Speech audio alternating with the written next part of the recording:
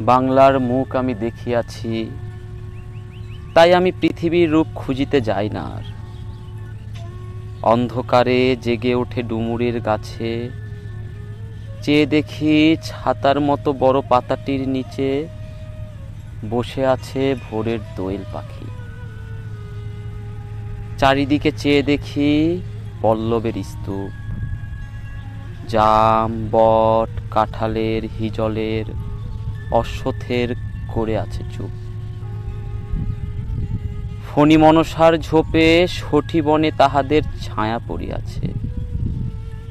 মধুকর ডিঙা থেকে না জানি সে কবে চাঁদ চম্পার কাছে। এমনই হিজল, বট, তমালের নীল ছায়া বাংলার অপরূপ রূপ। দেখেছিল বেহুলাও একদিন গাঙুরের জলে ভেলা নিয়ে।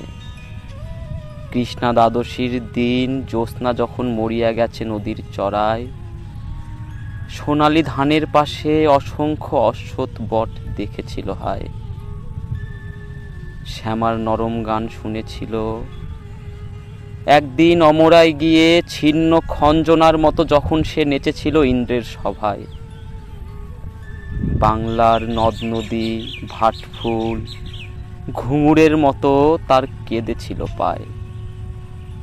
বাংলার রূপ আমি দেখিয়াছি, তাই আমি পৃথিবীর রূপ খুঁজিতে যাই না আর। অন্ধকারে জেগে ওঠে ডুমুরের গাছে, চেয়ে দেখি ছাতার মতো বড় পাতাটির নিচে বসে আছে ভোরের দোয়েল পাখি।